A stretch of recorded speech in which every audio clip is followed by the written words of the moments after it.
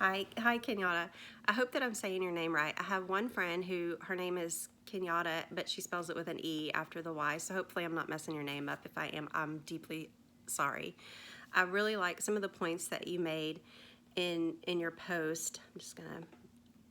So you talk about them bringing different cultural and gender transitions and shifts, and Carlos, feeling like he has to maintain and preserve his cultural and ethnic identity. And I know growing up, in a traditional Southern family, Texas, that our idea of taking care of family, I was raised, is you go run errands for your aging family members. You don't move them into your home.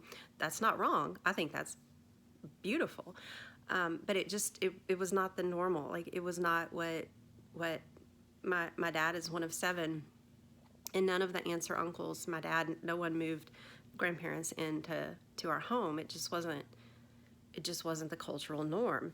They took care of them, but they didn't move them into their home. So that's definitely something that Carlos and Lydia are probably differing on. And Lydia wanting to have children, that is probably her, what she views as her family, her nuclear family, her and Carlos starting a family. That's her family, not bringing her father-in-law in.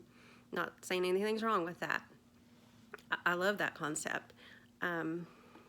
Something else that you said was really good. Does Carlos understand that pushing to the side Lydia's longing for having children could be a game changer in their marriage? Maybe he doesn't understand that by bringing his father-in-law in, that he could be pushing his wife away. Maybe he doesn't understand that. And is he showing empathy and compassion towards his wife on her wants and needs? It's really important too. We don't know. We don't know. We don't know how.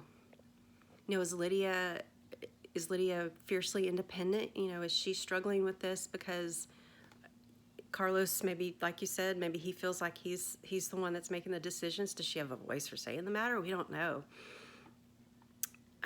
We could explore her Americanized mindset in regards to the addition of Carlos's father. I think I kind of talked about that before, just growing up in, typical Southern home. I think you had some really great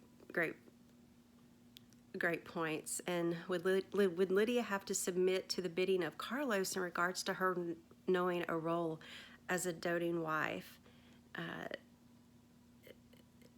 Very interesting.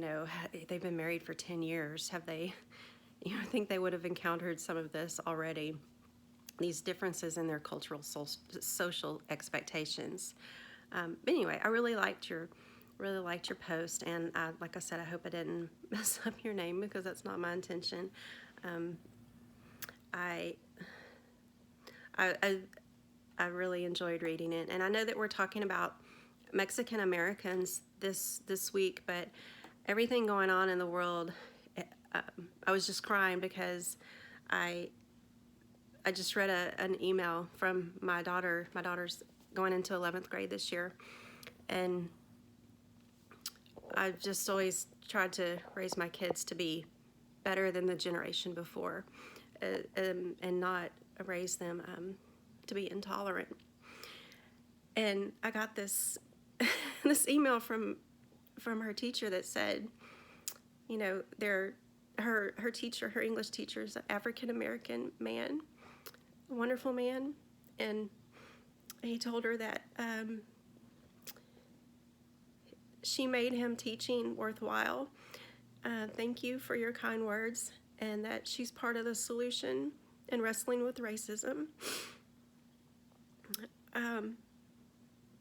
He helped her see a lot of things that I never did see growing up, and that's white privilege, and that we can't ignore that.